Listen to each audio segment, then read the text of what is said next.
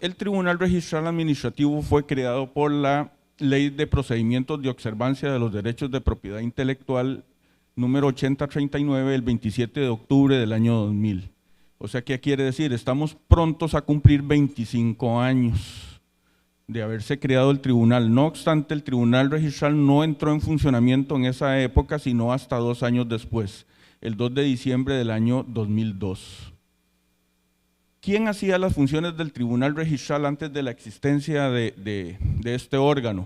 Era la sección tercera del Tribunal Contencioso Administrativo, que se comportaba como jerarca impropio de las resoluciones que se emitían en el registro nacional. ¿Qué inconvenientes tenía el acudir a esta sección tercera? Primero, que estaba conformada por 3 jueces que no conocían de materia registral. Ellos tenían que ver con contencioso administrativo, y otra, que ellos estaban sujetos también a la mora que tiene el Poder Judicial. Entonces, un caso que se presentara ante la sección tercera podía durar 3, 4, 5 o 6 años para que les resolvieran eso. También en aquella época había la necesidad de agotar la vía administrativa. Entonces, yo no podía acudir al contencioso administrativo si no agotaba la vía administrativa. Entonces tenía que acudir ahí. Y también en aquella época, y ustedes dirán, ¿por qué está en la propiedad intelectual? En aquella época había mucha presión por parte de la Organización Mundial de Comercio y de la OMPI de que se creara una instancia para las resoluciones que se emitían en propiedad industrial. Entonces se tomó la decisión de que no solo se iba a crear una instancia para las resoluciones que se emitían en propiedad industrial, sino para todos los registros que conformaban el registro nacional. Y es por eso que se incluyó un capítulo dentro de la Ley de Procedimientos de Observancia. Y esa es la razón de que el Tribunal Registral esté creado ahí. ¿Quiénes integran el tribunal? El tribunal está integrado por 5 jueces titulares y 5 jueces suplentes. Centrándonos en los titulares, de los 5 jueces, 2 son escogidos por el ministro de Justicia y los otros 3 son escogidos por 3 ternas que nombra la Junta Administrativa y la envía al Consejo de Gobierno, y ahí se escogen los otros 3 jueces. Ya teniendo los 5 jueces, se envía a la Asamblea Legislativa para un proceso de ratificación. En el proceso que hubo el año pasado, se enviaron los 5 jueces titulares y los 5 jueces suplentes, y solo se ratificaron a 8, 5 titulares y 3 suplentes. Hay posibilidad de reelección y los nombramientos son por 4 años. ¿Cuáles son los principios que orientan el Tribunal Registral? El principio de la oralidad. Con la oralidad se busca democratizar y humanizar lo que es el acceso a la justicia. Y me pasaba mucho cuando era director del registro inmobiliario, y a veces uno veía un escrito y no sabía, y en el caso de los topógrafos no sabía lo que ellos querían decir, pero cuando tenían una entrevista conmigo ya era otra visión, e incluso uno les decía, ¿por qué no lo dijeron o por qué no lo manifestaron en el documento? En el Tribunal Registral existe la posibilidad de que se pida una audiencia para explicar algún punto que sea esencial para la resolución de un caso. La oficialidad y la celeridad.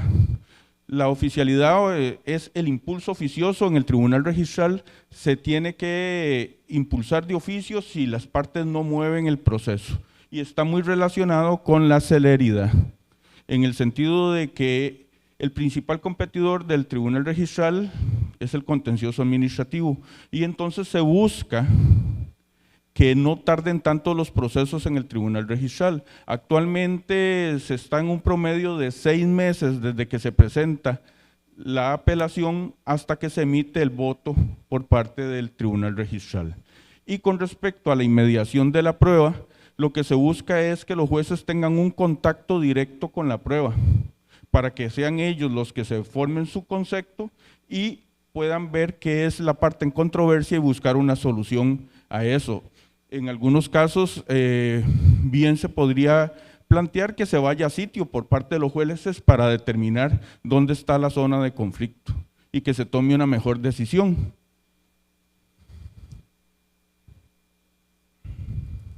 ¿Cuál es la competencia del Tribunal Registral? Y ya Iris también nos fue avanzando mucho en cuanto a las medidas cautelares. La competencia está fijada en el artículo 25 de la Ley 8039 y nos habla en dos incisos: de los recursos de apelación interpuestos contra los actos y las resoluciones definitivas dictados por todos los registros que conforman el Registro Nacional, y de los recursos de apelación contra los ocursos provenientes de los registros que integran el Registro Nacional.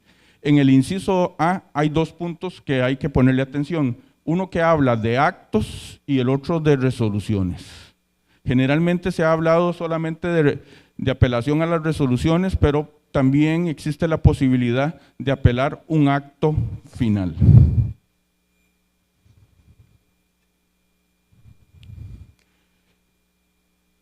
Descomponiendo un poco los incisos anteriores, las apelaciones cabrían en contra de las resoluciones emitidas de las gestiones administrativas en las que se haya impuesto alguna medida cautelar, como la inmovilización, la advertencia administrativa, aviso catastral, bloqueo registral, prevención, etcétera. Y también contra las resoluciones de ocursos emitidas por el director. Y aquí sí voy a hacer un comercial. En la Asamblea Legislativa existe un proyecto de ley que busca eliminar el ocurso, que ya no tenga que acudirse ante el director, y entonces la resolución definitiva serían las que emita el subdirector, en este caso actualmente don Rolando.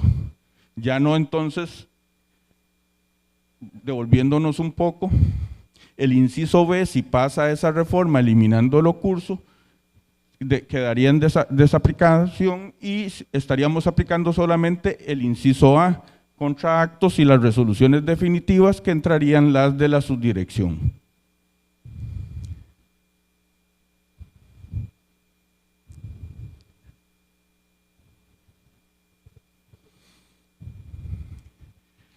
Con respecto a los actos finales, en el año 2023 hubo una apelación que se presentó en la dirección del registro inmobiliario, fue aceptada por la dirección y enviada al Tribunal Registral y avalada por el Tribunal Registral.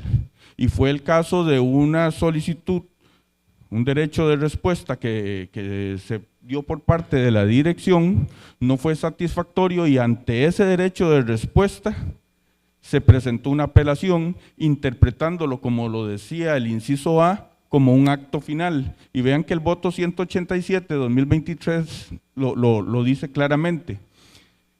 Teniendo presente la norma transcrita, concuerda este órgano de alzada con la posición de la dirección del registro inmobiliario al catalogar el derecho de respuesta emitido mediante el oficio DRI 01-1184-2022 como un acto que deniega y da fin a una solicitud de parte, considerándose por tal motivo un acto final y enmarcando tal acción dentro de los presupuestos establecidos en la norma citada. Y de esta manera el tribunal entró a conocer una apelación a un derecho de respuesta que emitió el director del registro inmobiliario, y en este voto incluso se revocó lo que resolvió el director del registro inmobiliario. Sí quiero hacer un paréntesis porque muchas veces se cree que el director general puede revocar algo en la parte sustantiva emitido por el director de cada uno de los registros. Y entonces aquí nos tenemos que remitir al artículo 6 de la Ley de Creación del Registro Nacional, que dice que habrá un director general de quien dependerán jerárquicamente para efectos administrativos, y eso lo tenemos que subrayar, los directores de las diversas dependencias integradas del Registro Nacional. El inciso 4 de ese mismo artículo da algunas funciones al director general y dice que es unificar los criterios de calificación y dictar en forma general las medidas de carácter registral en los distintos registros sin que le corresponda el análisis o calificación de casos concretos cuyo pronunciamiento competa al director encargado jefe de cada dependencia. Esto se ha interpretado tradicionalmente por los directores generales de que ellos pueden emitir una circular o una directriz cuando esa sea aplicable a 2 o más registros, que sea de aplicación general para unificar criterios. El director del Registro Nacional no puede ser director de ninguno de los registros en particular, y también está prohibido que el director del Registro Nacional se aboque el conocimiento de asuntos o resolver individualmente que le corresponde resolver a cada uno de los registros. Entonces vean que aquí el director general en materia sustantiva no es instancia, sino que volvemos a la instancia de materia sustantiva que es el Tribunal Registral. Y esto es una competencia que se le dio al Tribunal Registral cuando se dio un conflicto de competencias entre el Tribunal Registral y la Dirección General. 2 topógrafos abrieron camino y presentaron un recurso de nulidad contra una circular emitida por la Dirección de Catastro en el año 2002. Creo que en esa circular se pedía que viniera el visado del INVU en todas las servidumbres que daban acceso a un predio. Entonces se estaba exigiendo ese visado por medio de circular, se interpuso ese recurso de nulidad, el TRA lo rechazó, la Dirección General lo rechazó y se presentó ese conflicto de competencias. Y la señora ministra en aquel entonces, doña Patricia Vega, entra a resolver por una resolución dictada a las 8 horas del 8 de junio de 2004 en condición de superior jerárquico y resuelve en mérito de lo anteriormente expuesto, citas legales, dictámenes de la Procuraduría General de la República. Este despacho ministerial resuelve como superior jerárquico declarar con lugar el conflicto de competencias planteado y en aplicación de la desconcentración por la especialidad de la materia, el órgano competente para revisar este acto de alcance general en materia sustantiva es el Tribunal Registral.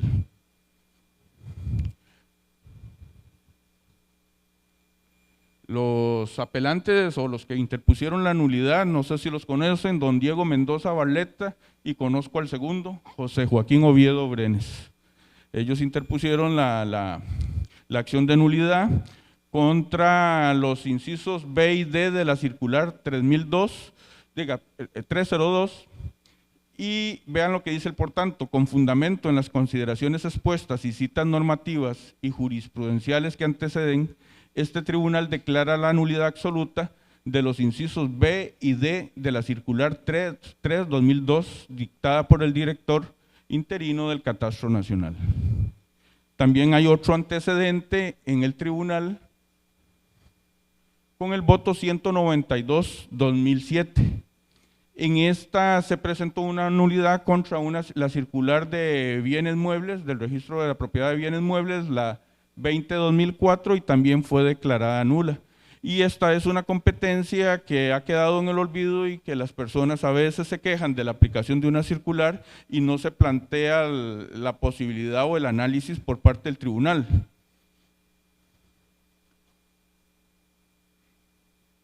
Ya hemos visto rápidamente qué es el tribunal, cómo fue creado, los principios que lo orientan, pero ahora tenemos que ver cómo llegamos al tribunal, cómo podemos acceder al tribunal. Esto es por medio del recurso de apelación. El recurso de apelación está regulado en el artículo 26 de la ley 8039 y el 31 del reglamento operativo del tribunal. Ahora, importante, el recurso de apelación se tiene que presentar dentro de los 5 días siguientes a la notificación. O sea, se tienen 5 días para presentar la apelación. Esa apelación no se presenta ante el tribunal, se presenta ante el registro. Es el director del registro o el subdirector el que va a resolver sobre esa apelación, verificando principalmente que esté presentada dentro del plazo establecido. Ahora, no es necesario expresar agravios, porque tal vez no pongo la apelación porque no me da tiempo de dar todos los argumentos técnicos, porque ahí son 5 días, es muy poco tiempo. Entonces uno puede presentar la apelación y decir, presento recurso de apelación contra la resolución final dictada por el registro inmobiliario, la identifico e indica que los agravios los expresará ante el tribunal. Entonces vea que aquí están ganando tiempo para poder elaborar mejor una respuesta contra la resolución.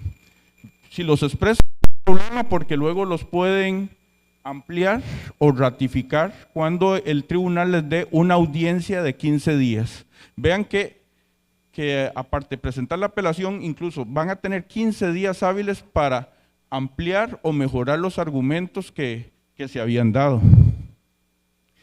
Esta es la primer vía de acceso ante el tribunal registral. La segunda es la apelación adhesiva. Si hay varias partes participando en ese proceso y por alguna circunstancia se me olvidó, se me fue el plazo de 5 días para apelar, cuando el registro acepta la apelación, emplaza a las partes para que se apersonen al tribunal registral. Ese apersonamiento es dentro de los 3 días siguientes después de que se acepta la apelación. En esos 3 días yo puedo presentar una apelación por adhesión indicando que yo me adhiero, por ejemplo, a la apelación que interpuso Marco. Ahora, solamente puedo aceptar los argumentos que interpuso Marco en lo que me beneficien a mí. Y también tengo como condición de que a mí no me hayan rechazado la apelación como apelante independiente. Pero vean que ya tenemos una segunda opción.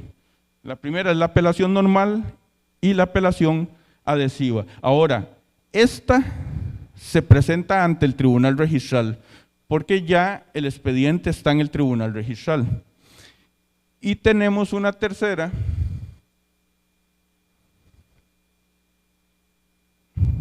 que es la apelación por inadmisión. Se presenta una apelación, el registro rechaza esa apelación, entonces presento una apelación por inadmisión, pero en el tribunal. Dentro de los 5 días después del rechazo de la apelación, tengo ese tiempo. Entonces vean que aquí ya tendría 2 resoluciones, la resolución final, la resolución que me rechaza la apelación, y a esa resolución que me rechaza la apelación le presento un recurso de apelación por inadmisión. Ese recurso de apelación por inadmisión es agarrar el artículo 45 y cumplir en ese recurso como una receta de cocina, indicar todos esos requisitos. A veces el recurso de apelación por inadmisión se rechaza porque falta uno de esos requisitos, y es simplemente agarrar el 45 e ir cumpliendo y dándole check a cada uno de ellos. Los datos generales del asunto que se requieran para su identificación, en el caso de un inmobiliario o catastral, el número de expediente, las partes, las fincas o el número de plano, etcétera, la fecha de la resolución que se hubiera apelado y aquella en que quedó notificada a todas las partes, y la fecha en que se hubiera presentado la apelación ante el registro de primera instancia. La copia literal de la resolución ya no hace falta, solamente que la identifiquen.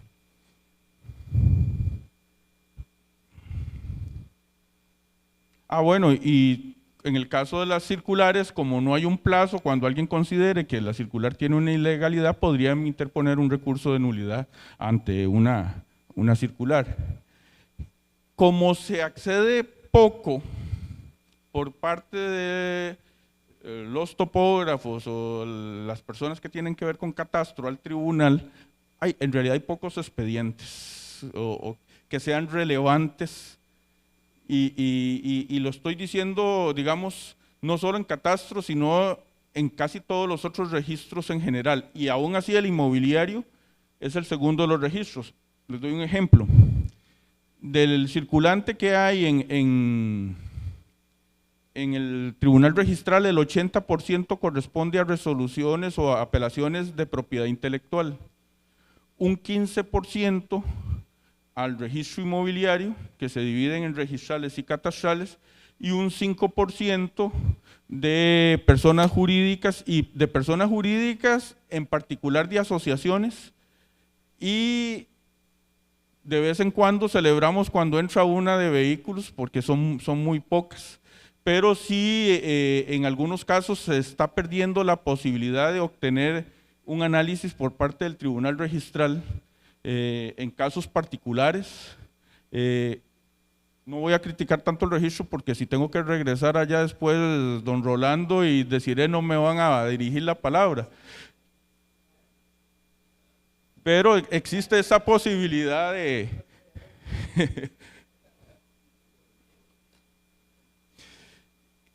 con el caso de la titulación de vivienda campesina, y los que peinan canas recordarán esa ley, es del año 78.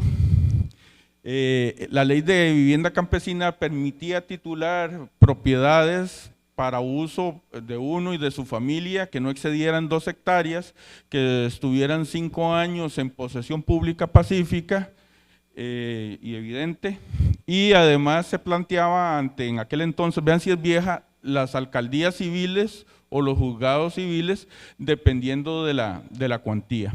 Se daba un plazo de convalidación de 3 años para que se adquiriera la firmeza de esa titulación, y en el caso de que alguien con un mejor derecho llegara a argumentar alguna situación y se le valiera, se le diera la razón con respecto a ese mejor derecho, esa persona tenía que indemnizar al titulante por las mejoras que hubiese realizado en esa propiedad. Ahora, ¿cuándo es declarada inconstitucional? Y se declaró inconstitucional porque se estaba titulando propiedades sobre propiedades inscritas, ¿verdad?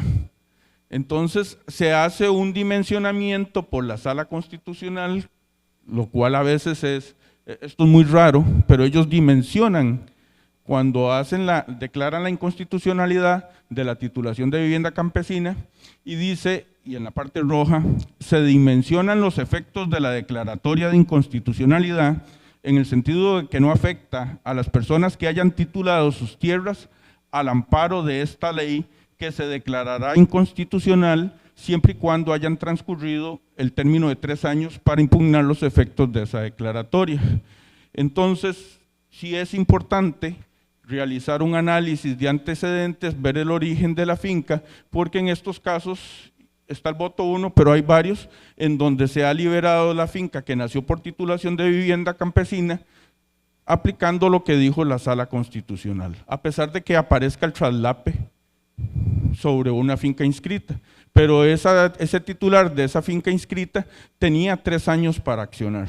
Ahora, lo que hace el tribunal es también verificar que no exista algún proceso ordinario en que esté en discusión la titularidad de la finca para aplicar ese criterio. Pero es importante realizar un estudio de antecedentes y verificar si el origen de la finca es por titulación de vivienda campesina. Y otro principio que se ha utilizado, muy jurídico, pero más jurídico que catastral, es basarnos en los principios de razonabilidad y proporcionalidad. Yo tenía un profesor en la Facultad de Derecho, don Virgilio Calvo, que él siempre decía que hay que tener mucho cuidado cuando se aplica una medida cautelar, y que la medida cautelar no sea confiscatoria o que no vacíe del contenido del derecho de propiedad al titular, que hay que buscar que esa medida sea… Ya me sacaron la amarilla, entonces estoy mal. Y que ese titular pueda seguir ejerciendo todos los atributos de la propiedad. Entonces, estos principios de razonabilidad y proporcionalidad han sido vastamente desarrollados por la Sala Constitucional. Aquí hay un voto, pero hay cualquier cantidad de votos en este sentido. ¿Y qué se ha tomado la decisión? Hay varios votos, el 53, 2021,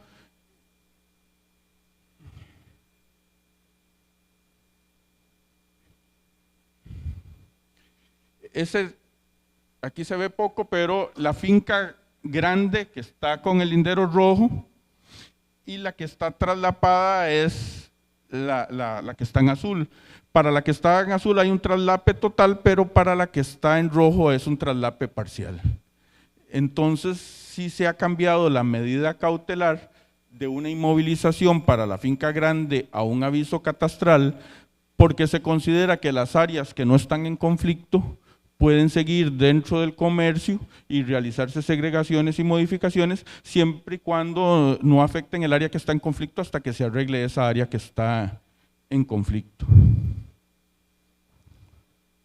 Este es otro ejemplo, el voto 149 de 2021, en las mismas circunstancias, una finca muy grande, otra pequeña, un traslape total para una, otra parcial, y se toma esa decisión de cambiar la medida cautelar.